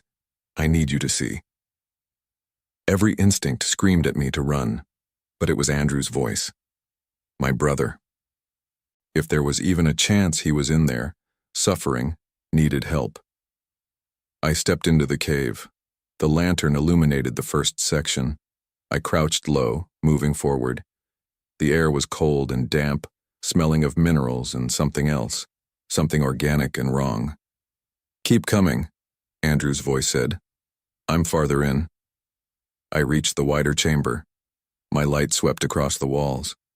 Empty, but there was an opening I hadn't noticed before, a passage leading deeper. I approached it, had to get on my hands and knees to fit through. That's it. Just a little farther. The passage opened into another chamber, larger than the first. And here, finally, I saw something. A shape against the far wall. Human-sized. "Andrew?" I stood up, my light shaking. The shape moved, turned toward me, and I saw its face. It was Andrew. Exactly as he'd looked the last time I saw him alive. Same hair, same clothes, the flannel shirt and jeans he'd been wearing the day of the accident. He smiled at me. "Hey, Meg." I started crying. "How is this possible?" "Does it matter?" He took a step closer. "I'm here. You found me." Something was wrong. His smile was too wide. His eyes didn't blink. "You died," I whispered. "I was at your funeral. I know, I remember the accident, remember the pain, and then I woke up here in the dark. I've been here for 2 years, Meg, waiting for someone to find me. That doesn't make sense. None of this makes sense, but here we are." He held out his hand. "Come on. We should go. Get out of here together." I looked at his hand. His fingers were too long, just slightly, but enough to notice. "You're not Andrew," I said. His smile didn't falter. "What makes you say that?" "He's dead. I saw his body." "Did you?" The thing wearing Andrew's face tilted its head. "Or did you see a closed casket?" That was true. The accident had been bad. Closed casket funeral. But I'd identified him at the morgue. Hadn't I? The memory felt fuzzy. "What are you?" I asked. "I'm what you need me to be." It took another step closer. "I'm the voice in the dark, the familiar face, the comfort you've been looking for." "Stay back." "Or what?" It laughed. And the sound wasn't Andrew's laugh. It was something else, something that echoed wrong in the enclosed space. You came to me, Megan. You invited me in, said my name. 3 times now. I hadn't said Andrew's name 3 times, had I? What do you want? I asked. The same thing everyone wants, to continue existing, and you're going to help me with that. It lunged. I turned and ran, back through the narrow passage, my light bouncing wildly. Behind me, I heard it following. Not running, walking, taking its time. I burst into the first chamber, scrambled toward the entrance. Something grabbed my ankle. I kicked back, connected with something solid. It released me. I crawled toward the entrance, toward the lantern's light, toward the outside world. I could see the opening ahead. Almost there. Then Derek was at the entrance, crouching down, reaching for me. Megan, take my hand. Relief flooded through me. I reached for him and stopped. Derek was asleep in the RV. I'd left him there. He couldn't be here unless he'd woken up, followed me, but... Come on, Derek said. Grab my hand. His eyes were wrong. Too bright, too eager. Behind me, the Andrew thing was getting closer. In front of me, the Derek thing waited. Both wearing familiar faces, both promising safety. Don't listen, I whispered, remembering the carved words. It lies. I looked at the cave entrance, at the small gap beside the Derek thing. If I was fast enough. I lunged past it, squeezed through the opening it didn't expect. Something grabbed at my jacket, but I twisted free, left it behind, burst out into the night air, ran up the slope, branches whipping my face, feet slipping in the mud. Behind me, sounds, things emerging from the cave, moving through the forest. I broke through the tree line and stopped, gasping for breath. The campground was dark and silent. Our RV sat exactly where we'd left it. I ran to it, threw open the door. Derek sat at the dinette, a cup of coffee in front of him. He looked up, startled. Megan, what the hell, you're covered in mud. Where were you? You were asleep, I said. I left you sleeping. I've been up for 20 minutes, made coffee, and came out here to read. He showed me his book, a geology textbook. You went out for a walk and didn't tell me? I looked at my phone. 5:47 a.m. Sunrise. How long was I gone? I don't know. I woke up and you weren't in bed. I heard you outside a minute ago. I went to the bedroom. The bed was empty, sheets thrown back. Like Derek said, he'd been up for a while, but I'd left him sleeping at midnight. I was sure of it. I went back to the main area. Derek was staring at me with concern. Seriously, what's going on? You're scaring me. I need to shower. I locked myself in the bathroom and turned the water on hot. Stripped off my muddy clothes. In the mirror, I saw scratches on my arms, dirt under my fingernails. Proof that I'd been somewhere, done something. But what? Had I really seen Andrew and Derek in that cave? Or had I been sleepwalking, hallucinating? The hours didn't make sense. Nothing made sense. I showered until the water ran cold. When I came out, Derek had made breakfast. Eggs and toast. He'd set the table, trying to act normal, but I could see the worry in his eyes. I think we should leave, he said. Go home, this trip isn't working out. Okay, he blinked. Really? You're not going to argue? No, you're right. We should go. We packed up the RV in silence. I kept glancing at the tree line, half expecting to see something watching. But there was nothing, just trees and morning light. Margaret and Earl came over as we were disconnecting the water hookup. Leaving early? Margaret asked. Yeah, Derek said. Something came up back home. Margaret looked at me. Really looked at me. Did you go back to the cave? I don't know, I said honestly. I think so, but I'm not sure what I saw. She nodded slowly. That's the way it works. It shows you what you want to see. What you need to see. Until you're too deep to get out. How do you know? I asked. Because I went back too. The second night we were here that first year. I couldn't help myself. She pulled back her sleeve, showed me a scar running up her forearm. I got out, but it took a piece of me. It always takes a piece. Earl put his hand on her shoulder. We should let them go, Marge. We said our goodbyes. Derek pulled the RV out onto the main road. As we drove past the campground entrance, I looked back one more time. There was a figure standing at the tree line, too far away to see clearly. It raised its hand in a wave. I turned around and didn't look back again. We drove for 3 hours in silence. Derek tried to make conversation a few times, but I couldn't focus enough to respond. Finally, he stopped trying. When we got back to Indianapolis, Derek helped me carry my stuff into my apartment. We stood in the doorway, neither of us sure what to say. Are we okay? He asked finally. I don't know. I need time to think. About us? Or about what happened there? Both, everything. He nodded. Call me when you're ready to talk.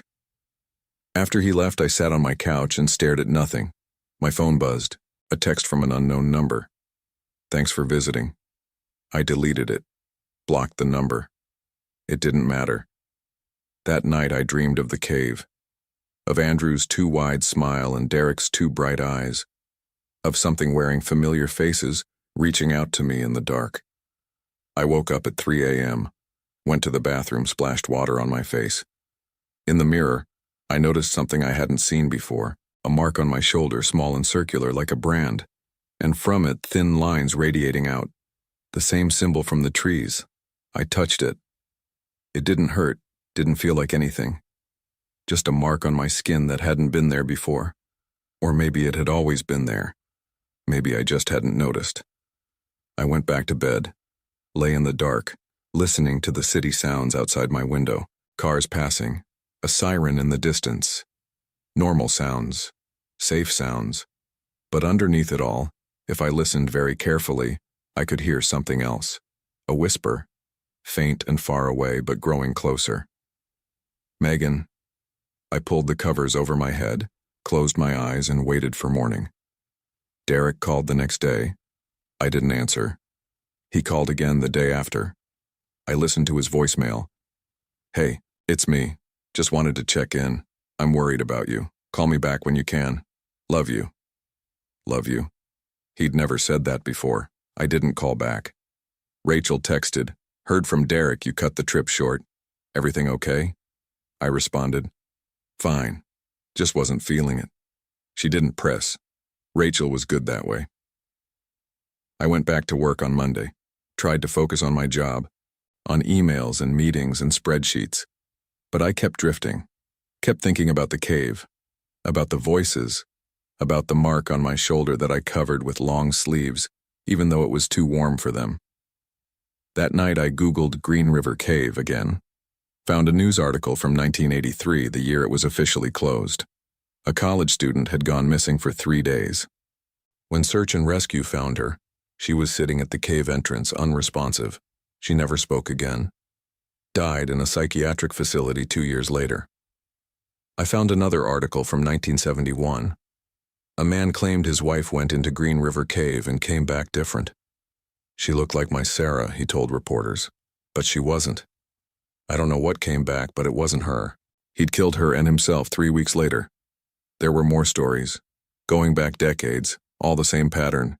People hearing voices, following them into the cave, coming back wrong, or not coming back at all. I closed the laptop, looked at my reflection in the dark screen. I looked the same. Same brown hair, same hazel eyes, same face I'd had my whole life. But was I the same? Or had something changed in that cave? Had something come back with me? I didn't know.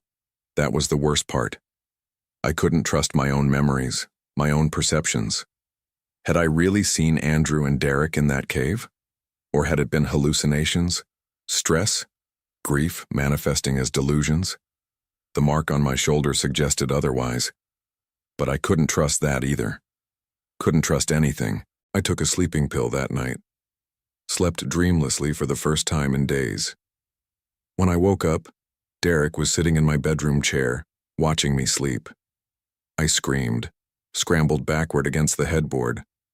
Easy, easy, he said, hands up. It's just me. I used my key. You weren't answering your phone and I was worried. I'd given him a key to my apartment last month, for emergencies. You can't just come into my apartment, I said. I know, I'm sorry. But Meg, I'm really worried about you. You won't talk to me, won't return my calls. You're acting. I'm acting what? He hesitated. Different. I laughed. Couldn't help it. Different how? I don't know. Distant. Like you're not really here. He leaned forward. What happened in that cave? And don't tell me nothing. I know you went there both nights. How do you know that? I followed you. The second night. Stayed far enough back that you wouldn't see me. I watched you go into that cave. You were in there for hours. You followed me? I was scared. You were sleepwalking or something. I didn't know what else to do. Why didn't you stop me? I tried. I called your name, but you didn't respond. It was like you couldn't hear me. He ran his hands through his hair. And then when you came out, Meg, you weren't alone. My blood went cold. What do you mean? There was something with you. Behind you. I couldn't see it clearly, but... He looked at me with frightened eyes. Did you feel it? Did you know it was there? I didn't answer. Couldn't answer. Because I hadn't known. Hadn't felt anything following me out of the cave. But that didn't mean it wasn't there. Derek, I said slowly. What exactly did you see? I don't know. A shadow maybe, or... It sounds crazy. Tell me. It looked like you. Your exact shape. Walking behind you, mimicking your movements. The room felt very cold. I pulled my blanket tighter. Are you sure? I asked. Are you absolutely sure? I know what I saw. He stood up, came to the bed, reached for my hand. Let me help you. We can figure this out together. I looked at his hand. His fingers were the right length. His smile was normal. His eyes blinked at regular intervals. But was it really him? Or was it something else, something that followed me home? Something that knew how to wear his face? There was no way to know. That's what the cave had taken from me, not my sanity, not my sleep, but my ability to trust my own senses, to know what was real. I think you should leave, I said. Meg, please, I need to be alone. He started to argue, then seemed to think better of it. Okay, but I'm not giving up on you, on us. Whatever happened out there, we can get through it. After he left, I locked the door, put the chain on, went to the bathroom and looked at the mark on my shoulder again. It was bigger, the lines extending farther. I touched it. For the first time, it responded, sent a tingling sensation down my arm, warm and almost pleasant.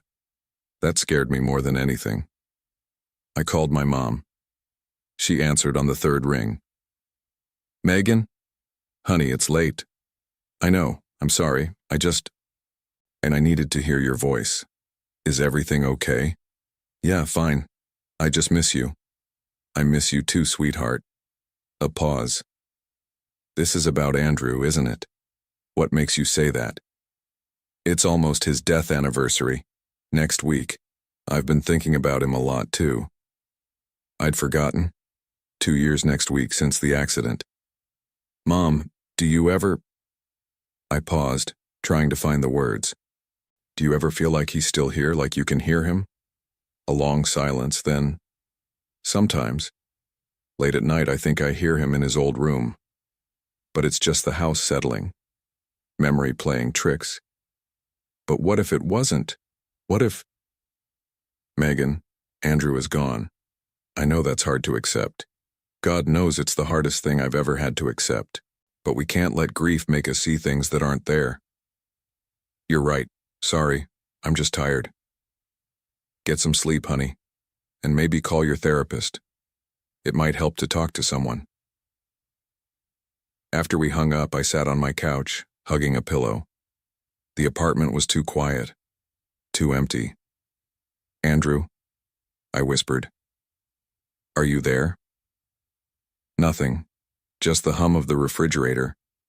The distant sound of traffic, but then so faint I almost missed it. "I'm always here, Meg." I closed my eyes. Didn't respond. Didn't encourage it. Because I knew now with terrible certainty that whatever was speaking to me wasn't Andrew, wasn't Derek, wasn't anything human. It was something that wore familiar faces and spoke with familiar voices, something that lived in dark places and fed on grief and loneliness, something I'd invited in, and now it wasn't leaving. The mark on my shoulder tingled again, warmer this time. I rolled down my sleeve, covering it. Out of sight, but not out of mind. I haven't been back to Mammoth Cave, haven't spoken to Derek in 3 weeks. He stopped calling. Maybe he finally realized I wasn't the same person who went on that camping trip. Or maybe he'd never been Derek at all. I don't know. I'll never know. That's the thing about the cave. It doesn't take you. It doesn't kill you. It just makes you uncertain, makes you question everything, makes you wonder if what you're seeing, hearing, experiencing is real or just another trick. And uncertainty, I've learned, is worse than fear, worse than pain, because at least with fear you know what you're running from. I wrote this all down like my therapist suggested, tried to make sense of it. But I know it won't help. Some things can't be made sense of. Some things just are. Last night I woke up at 3 a.m., stood at my bedroom window looking out at the city lights, and there, across the street, standing under a street lamp was a figure, too far to see clearly. But I knew what it was, who it was wearing this time. It raised its hand in a wave. I closed the curtains and went back to bed. Tomorrow, I'll wake up and go to work. I'll smile at my coworkers, answer emails, pretend everything is normal. And maybe it is. Maybe I really did hallucinate everything. Maybe there's a rational explanation for all of it. But tonight in the dark, with the mark on my shoulder burning warm against my skin, I know the truth. The cave let me go, but it didn't let me leave. And somewhere in Kentucky, in the woods near Mammoth Cave, there's a cave entrance waiting, a lantern glowing and voices calling. Other people will hear them. Other people will follow. Other people will come back changed or not come back at all. And I'll be here wondering if I'm real or if I'm just another trick. Another face for the thing in the cave to wear. I guess I'll never know. I guess that's the point. Story 3. My name is Ryan Parker. The trail wasn't on any map and the red flags weren't paint. We'd been at Lake Powell for 3 days when Maya found it. The RV park sat on a peninsula jutting into the reservoir, red rock cliffs rising on 3 sides. It was early September after Labor Day, so most of the summer crowds had cleared out. Only 5 other RVs dotted the campground, all of them clustered near the boat launch at the far end. We'd chosen a spot on the opposite side, where the cliff face provided afternoon shade and a sense of privacy. Maya had been restless since we arrived. She worked in marketing for a tech company in Denver, the kind of job that demanded 60-hour weeks and constant connectivity. This trip was supposed to be her decompression. No emails, no calls, just red rocks and blue water. But she couldn't seem to settle. She'd wake up before dawn and go walking, returning with her sneakers dusty and her expression distracted. "There's something out there," she said on the morning of the 4th day. We were sitting outside the RV, drinking coffee in the shade. The September sun was already hot, turning the sandstone cliffs amber. A trail. It's not marked on any of the park maps. "Probably just an old access road," I said, "or a footpath locals use." She shook her head. "It's marked. Someone put up flags." "What kind of flags?" "Red ones, like surveying markers, but..." She paused, turning her coffee mug in her hands. "Come see it with me." I should have said no. We'd planned to take the kayaks out that morning, paddle along the shoreline where the water ran deep and clear. But Maya had that look in her eyes, the one that appeared when she'd fixed on something and wouldn't let go. "After breakfast," I said. The trail started behind our campsite, where a narrow gap split the cliff face. I'd noticed it before but assumed it was just a drainage channel, the kind of geological feature that riddled this landscape. Up close, it was wider than I'd thought, maybe 5 feet across, and the floor was packed dirt rather than the loose sand that covered everything else. The first red flag hung from a juniper branch about 20 yards in. It was fabric, not plastic, and it moved in the breeze with a wet, heavy sound. When we got closer, I saw why. "That's not paint," Maya said quietly. She was right. The fabric had been white once, but something had stained it a deep rust red. The color was uneven, darker in some places, almost black where it had pooled and dried. And the smell, faint, but unmistakable, copper and rot. "Someone's fucking with hikers," and I said, though my voice lacked conviction. "Probably teenagers from Page, trying to make a ghost story." "Look at the date." A piece of painter's tape had been fixed to the bottom of the flag, numbers written in black marker. 08-14 to 25. 3 weeks ago. "We should tell the rangers," I said. But Maya was already walking deeper into the channel, her phone out, taking pictures. I followed because leaving her alone felt worse than whatever might be ahead. The channel curved and narrowed, the walls pressing in until we had to walk single file. More flags appeared, each one tied at intervals of about 30 feet. They all bore the same stains, the same dates in August. First the 14th, then the 17th, the 19th, the 23rd. Someone had been coming here regularly, marking a path that led... where? After 10 minutes, the channel opened into a small canyon, maybe 50 yards across. The walls here were smooth and rounded, carved by water over millennia. A dead juniper tree stood in the center, its twisted branches bleached white by the sun. More flags hung from its limbs, at least a dozen, all of them moving in unison, though I couldn't feel any wind. "This is too much," I said. "We're leaving." Maya was standing at the base of the tree, looking up at the flags. "Ryan, look at this." Something had been carved into the trunk. Not words, symbols. Circular patterns that spiraled inward, geometric shapes that hurt to look at too long. The wood around them was fresh, pale where the bark had been stripped away. This was recent work, done in the last few weeks. "Maya, we need to go. Now." She touched one of the symbols, tracing its edge with her finger. "They're beautiful. They're creepy as hell. Come on." She turned to look at me, and for a moment her face seemed wrong. The proportions off, like I was seeing her through distorted glass. Then she blinked, and it was just Maya again. My girlfriend of 2 years, the woman who sang off-key in the shower and cried during pet food commercials. "Okay," she said, "let's go back." We didn't speak during the walkout. The flag seemed to watch us pass, turning to track our movement, though the air remained still. When we emerged from the channel, the bright sunlight felt like a physical shock, and I realized I'd been holding my breath. That night, Maya couldn't sleep. I woke around 2 a.m. to find her sitting at the RV's dinette, her laptop open, the screen's glow painting her face blue-white. "Research?" I asked. "Local history. I'm trying to find out if this area has any significance." "You mean like Native American sites? Or anything else? Murders, disappearances, cult activity?" She scrolled through a page of search results. Lake Powell was created in the 60s when they dammed the Colorado River. It flooded hundreds of side canyons and buried a lot of old settlements. Mormon pioneers mostly, but also mining camps and who knows what else. "You think those flags have something to do with that?" "I think someone's using that trail for something. The dates, the symbols, it's deliberate, methodical." I sat down across from her. "We should still tell the rangers." "And say what? We found some stained cloth and spooky drawings." She closed the laptop. "They'll think we're paranoid tourists. Better than doing nothing." But even as I said it, I knew we wouldn't report it. Because to report it meant admitting we'd been scared, and neither of us wanted to be that couple. The city people who got spooked by shadows and ran to the authorities. Maya went back to bed around 3. I stayed up, listening to the silence outside. The RV park had a quality to it at night that I'd noticed from the first evening, an absence of sound that felt deliberate, as if the land itself was holding its breath.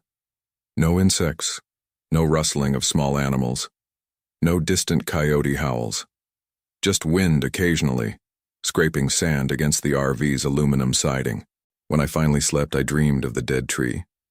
In the dream, the flags were faces stretched and distorted, mouths open in silent screams.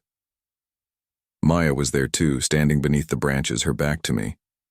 When she turned around, her eyes were wrong, not the color or the shape, but something about the way they moved, tracking me with an intensity that felt inhuman. I woke with the sun, heart pounding, to find Maya's side of the bed empty.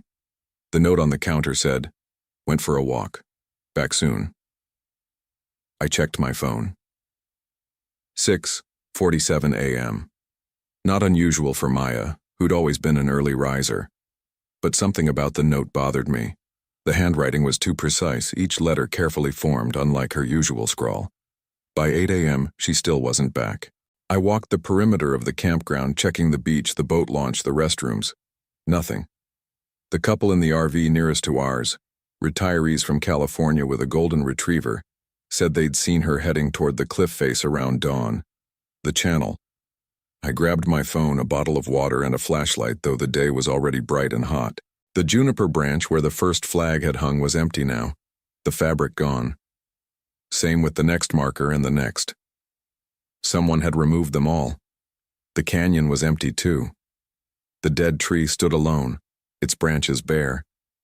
Even the symbols carved into the trunk seemed fainter, as if they'd been sanded down or weathered by decades rather than hours.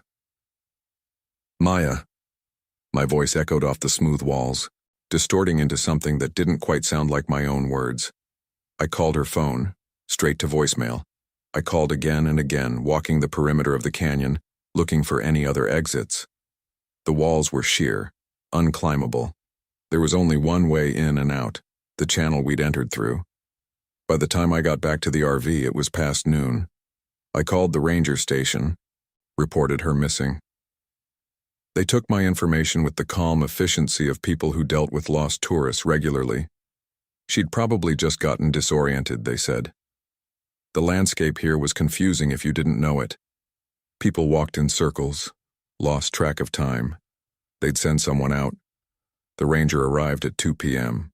A woman in her 50s named Carla, with sun-weathered skin and eyes that had seen too many tragedies to get worked up over one more. She took notes as I described Maya's morning walk, the trail we'd found, the flags. When I mentioned the symbols, her pen paused. "What kind of symbols?" "Spirals, geometric patterns, carved into a dead tree." "Show me." We walked back to the channel. The flags were still gone, but I was certain I could find the canyon again, except the channel seemed longer this time, or maybe narrower. We walked for what felt like 20 minutes without reaching the opening. "How far in was it?" Carla asked. "Not this far. We should have reached it by now." We kept walking. The walls pressed closer. My phone lost signal, the bars dropping one by one until the screen showed nothing but a useless map with a blue dot floating in empty white space. Finally, we reached the canyon, but it was wrong. The dead tree was gone. No stump, no roots, just smooth sandstone where it should have been. The walls bore no carvings, no signs that anyone had been here recently. "Are you sure this is the right place?" Carla asked. I spun in a circle, trying to orient myself. "It has to be. There's only one canyon off this channel." "Mr. Parker, I've been working this area for 12 years. There are dozens of side canyons, maybe hundreds. They all look similar." But I knew. This was the place. I could feel it the way you feel someone watching you in a dark room, an animal certainty that had nothing to do with logic. We searched until the light started to fail, then returned to the RV park. Carla radioed for a full search team. They'd start at first light with dogs and drones, she said. In the meantime, I should try to rest.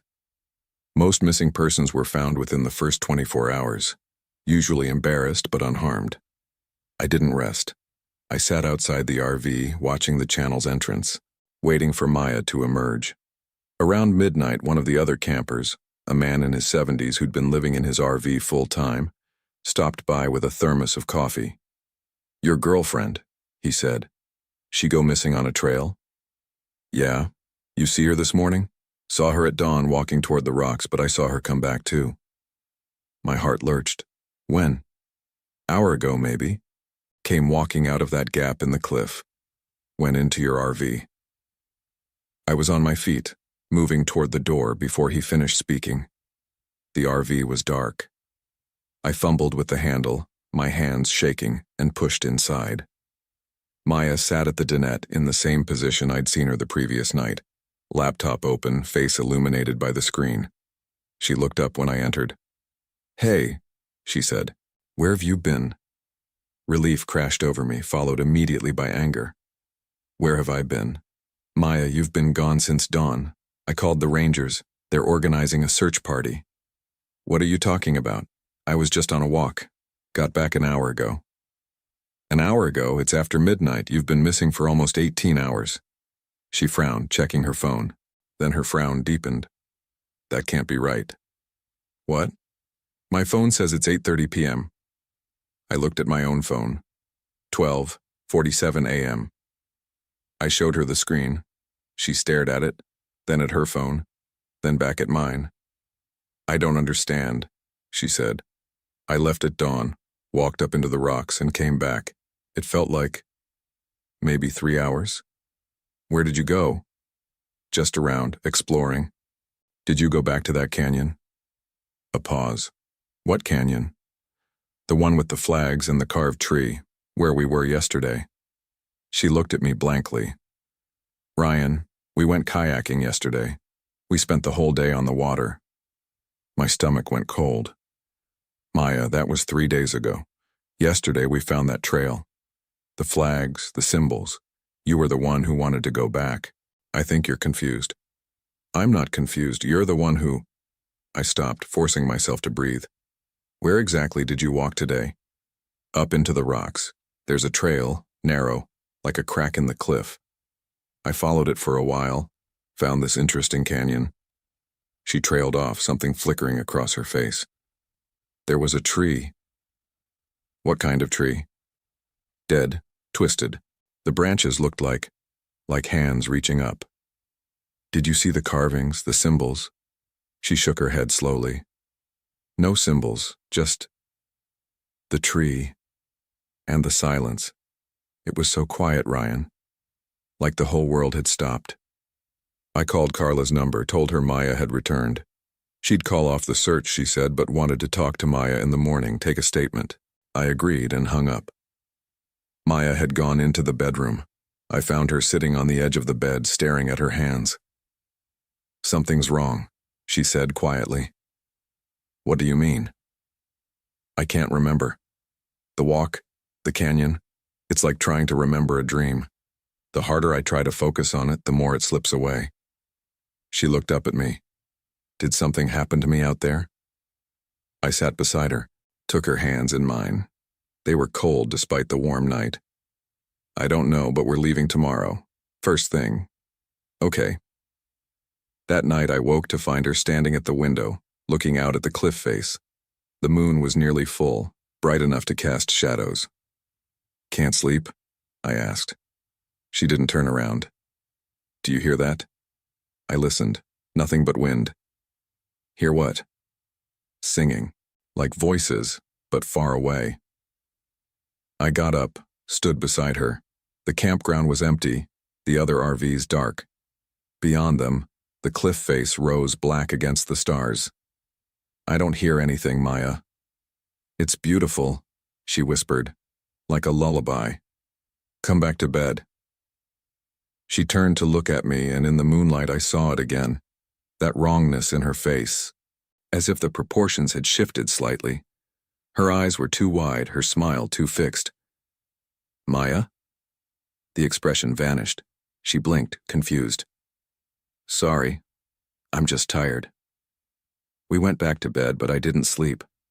I lay there listening to her breathe, watching the shadows move across the ceiling, and trying not to think about the canyon or the tree or the symbols that had disappeared. In the morning, Maya seemed more like herself. She made coffee, hummed while cooking eggs, laughed at something on her phone. I wanted to believe it had been stress, exhaustion, the disorientation of losing time. But when Ranger Carla arrived to take her statement, Maya couldn't provide any useful information. The walk, the canyon, the hours between dawn and her return, all of it had blurred into vague impressions. Memory loss after a stressful event isn't uncommon, Carla said.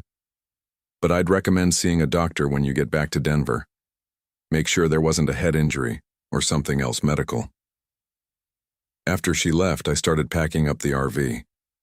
Maya sat outside, supposedly reading a book, but every time I glanced at her, she was staring at the cliff face. I need to go back, she said. I stopped coiling the water hose. What? To the canyon. I need to see it again. Absolutely not. We're leaving. Please, Ryan. Just one more time. I need to remember what happened. No. Whatever's going on out there. What's going on? She stood up, and there was something sharp in her voice, something that made me take a step back. You think something happened to me? That I'm crazy? I didn't say that. You're acting like I'm dangerous, like I'm not myself. Her hands were clenched at her sides. I just need to understand. 10 minutes, that's all I'm asking. I should have refused. Should have finished packing, gotten us on the road, put miles between us and Lake Powell. But the look in her eyes, desperate and pleading, broke down my resistance. 10 minutes, I said, and I'm coming with you. The channel seemed darker than before, though the sun was high overhead. Our footsteps echoed strangely, the sound returning wrong like recordings played backward. Maya walked ahead of me, her pace quick, purposeful, as if she knew exactly where she was going.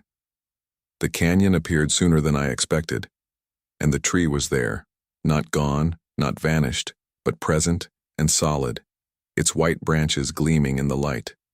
The flags hung from its limbs again, all of them moving in that windless rhythm. It's back, I said, all of it. Maya walked to the tree, placed both hands on its trunk. The symbols glowed faintly beneath her palms, pulsing with a light that seemed to come from within the wood itself. I remember now, she said. I came here yesterday. I touched the tree, and it showed me something. Showed you what? The people who put up the flags. They weren't marking a trail, Ryan. They were making offerings. Offerings to what? She turned to face me, and her smile was wrong, too wide, too knowing. To whatever lives in the deep places, whatever was here before the lake, before the dam, before humans came to this land. Her voice had changed, dropping to a lower register. It's been waiting, sleeping in the drowned canyons, the buried settlements, the flags. They weren't paint, they were blood, human blood. Each one a gift, a payment. I backed away. Maya, we need to leave. Right now. But I'm home, she said. This is where I'm supposed to be. She moved toward me, not walking but gliding, her feet not quite touching the ground. I ran. The channel seemed endless, stretching out ahead of me no matter how fast I moved. Behind me I could hear her following. Not footsteps, but something else. A wet dragging sound like cloth pulled through mud. Ryan, don't leave me. It was Maya's voice, but stretched thin, modulated wrong. I didn't look back. I just ran, my lungs burning, my heart hammering against my ribs. When I finally burst out of the channel, the sunlight seemed dimmer than it should have been. I ran to the RV, fumbled with the keys, locked myself inside. Through the window, I watched the gap in the cliff face, waiting for her to emerge. Nothing, just stone and shadow and the hot September air. I called Carla, explained that Maya had gone back to the canyon and something was wrong. She wasn't herself. Please send help. The ranger's voice was patient but firm. Had I been drinking? Using drugs? No, I insisted. Something in that canyon had affected Maya, changed her. Carla said she'd send someone out. In the meantime, I should stay in the RV, keep hydrated, try to stay calm. I hung up and sat at the dinette, staring at Maya's laptop. She'd left it open, the screen showing her search history. Pages about Lake Powell, about the settlements flooded when the reservoir was created. One article about a Mormon community called Bonner's Ferry, drowned in 1963. Another about a series of disappearances in the early 20th century, before the dam, when this was still wild country accessible only by river. At the bottom of her history was a page I didn't remember seeing before. It was a scanned document, yellow with age, written in cramped handwriting. A journal entry from 1887, found the canyon today. The Navajo guide refused to enter, saying it belonged to the old gods, the ones who lived in the earth before the world was made. I paid him extra to wait. Inside, the air was strange. Cold, thick, like breathing water. At the center stood a tree, already dead though it had no right to be, this deep in the rock where water never reached. The branches were wrong. They moved. I left markings on the trunk to prove I'd been there, but when I looked back from the canyon entrance, the marks were gone. I will not return. The RV's door rattled. I looked up. Maya stood outside, her face pressed against the window, her breath fogging the glass. She wasn't smiling anymore. Her expression was neutral, blank, like a mask waiting to be worn. "Let me in, Ryan. You're not Maya." "I am. I'm just more than I was." And she tapped on the glass. "Open the door. We need to leave." "I'm not opening anything. You can't stay in there forever." "I can stay until the ranger comes." "The ranger won't come. No one comes here anymore. This is a dead place. It died when they flooded it, and now it wants to be alive again." Her voice was patient, almost kind. "It chose me because I was open, because I was searching, but it can choose you too if you let it. I'm not letting anything in." She pressed both palms flat against the window. Where her skin made contact, the glass began to frost, ice spreading outward in crystalline patterns. "You will," she said. "Eventually. Because you love me, and you won't be able to stand watching me out here alone while you hide inside." She was right. That was the worst part. Even knowing what she'd become, seeing her out there, her face, her eyes, her voice. I felt the pull, the urge to unlock the door, to trust that maybe I was wrong, maybe this was just stress or heat exhaustion or some rational explanation. The sun dropped toward the horizon. The ranger still hadn't arrived. Maya sat on the ground outside the RV, waiting with inhuman patience. Occasionally she would stand and walk the perimeter, her fingers trailing along the metal siding, leaving frost patterns that melted slowly in the heat. As darkness fell, I heard the singing Maya had mentioned, distant, wordless, coming from the direction of the canyon. It was beautiful and terrible, harmonies that shouldn't exist woven together into a sound that made my teeth ache. Maya stood, tilting her head to listen. Then she walked toward the cliff face, disappearing into the darkness. I waited until I couldn't see her anymore, then unlocked the door and slipped outside. The keys to the truck were in my pocket. If I could reach it, I could drive to the ranger station, bring back help, force them to understand what was happening here. The truck was parked 20 yards away. I ran. Behind me, the singing grew louder, not from the canyon now, but from everywhere. The rocks, the sand, the air itself vibrating with that impossible harmony. I reached the truck, jerked open the door, jammed the key in the ignition. The engine turned over. Died. Turned over again. Died. In the rearview mirror, I saw her walking toward me. Not Maya's walk. She moved differently now, with a grace that was almost liquid, as if she was learning how to operate a human body. I tried the engine again. It sputtered, caught, died. She reached the truck, opened the passenger door, slid inside. Up close, in the dashboard's dim glow, I could see the changes more clearly. Her skin had taken on a faint translucence, as if I could see through to something beneath. Her eyes didn't reflect light the way they should. "You can't leave," she said. "It's too late for that." "What did they do to you, the ones who made the offerings?" They understood. What lives here, what's always lived here, it doesn't want to hurt anyone. It just wants to be remembered. To be acknowledged. The dam tried to bury it, to drown it under 1,000,000 acre-feet of water. But you can't kill something that's part of the land itself. It just waits. And sometimes when someone comes who can hear the singing. She reached out, touched my face with fingers that felt too cold, too smooth. "It finds a way back. I won't let you take Maya. Maya's still here. She's just shared now. And she's happy, Ryan. Happier than she's been in years. All that stress, that exhaustion, it's gone. She's part of something bigger than herself. That's not happiness, that's possession. Is there a difference? She tilted her head, studying me. You spend your whole life possessed by something. Your job, your anxiety, your need for control. At least this possessor knows peace. The singing swelled, and I felt it then.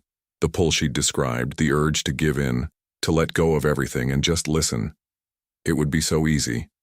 No more decisions, no more fear. Just the singing and the darkness and the weight of eternity. No, I said, and started the engine again. This time it caught. I threw the truck into reverse, not caring that Maya or the thing wearing her face was still in the passenger seat. The tires spun in the sand, found purchase, and we lurched backward. You can't run from this, she said calmly. It's in me now, and if you love me, it's in you too. You've heard the singing. You've felt the pull. It's only a matter of time. I drove, out of the campground onto the main road, headlights cutting through the desert darkness. In the passenger seat, Maya sat quietly, watching the landscape flow past. After 10 minutes, she reached over and turned on the radio. Static hissed from the speakers, and beneath it, I could hear the singing. I switched it off. She switched it on. We did this 3 times before I gave up and let it play. Where are we going? She asked. Home. Denver. You're seeing a doctor. A doctor won't help. This isn't a disease. She rolled down the window, letting the night air stream in. But okay, we'll go home. We'll pretend everything's normal. Maybe you'll even convince yourself that nothing happened here. People are good at that, ignoring what they can't explain. You're going to fight it, I said. Whatever's in you, you're going to push it out. Why would I want to? For the first time in my life, I'm not tired, I'm not anxious, I don't wake up at 3 a.m. wondering if I'm wasting my life. I finally understand what I'm supposed to do. Which is? Spread the singing. She looked at me, and in the dashboard's glow, her smile was radiant and terrible.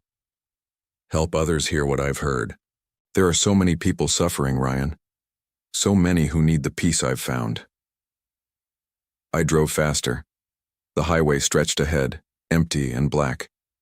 Behind us, Lake Powell's water gleamed in the moonlight, covering the drowned canyons and the settlements and whatever had lived there long before humans gave it names. We reached Page around 2 a.m. I pulled into a gas station, bright fluorescent lights driving back the darkness.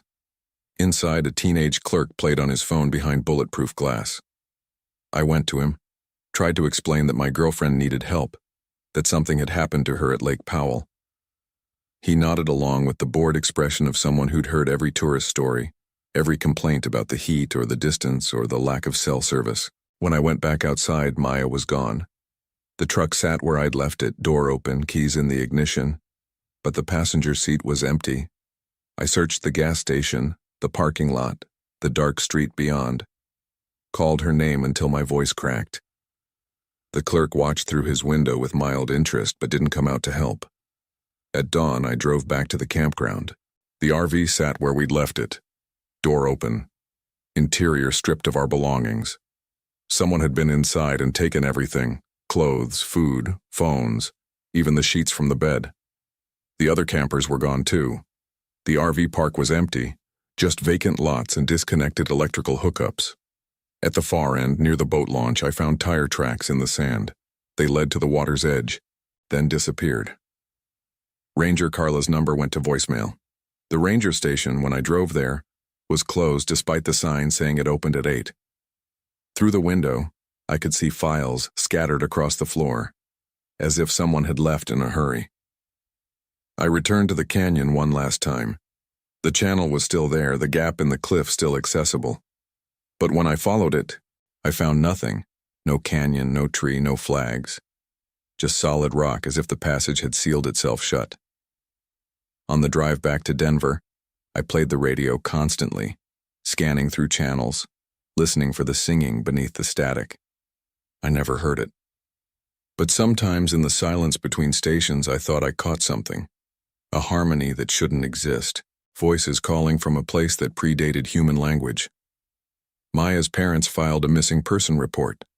The police searched Lake Powell, interviewed me 3 times, treated me with the polite suspicion reserved for the last person to see someone alive. But they found nothing. No body, no evidence of foul play, just another disappearance in a landscape that had been swallowing people for centuries.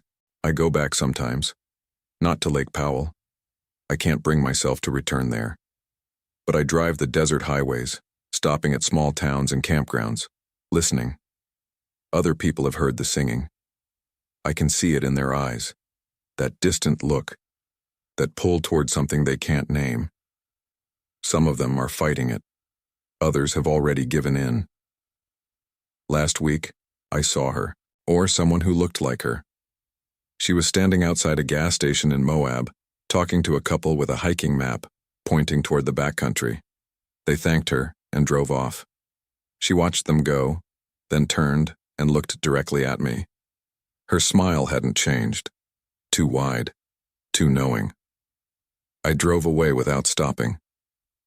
At night I dream of the dead tree, its branches reaching up from beneath the water, breaking through the surface of the reservoir.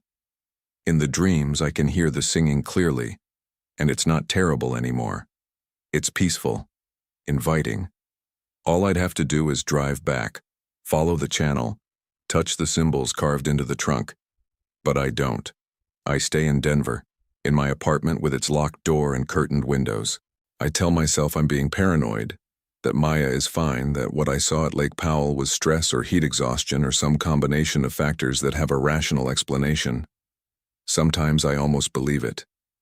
Then I hear the singing, faint, distant but growing closer each day, and I remember her face pressed against the RV window, her breath fogging the glass, her voice patient and kind as she explained how it would end.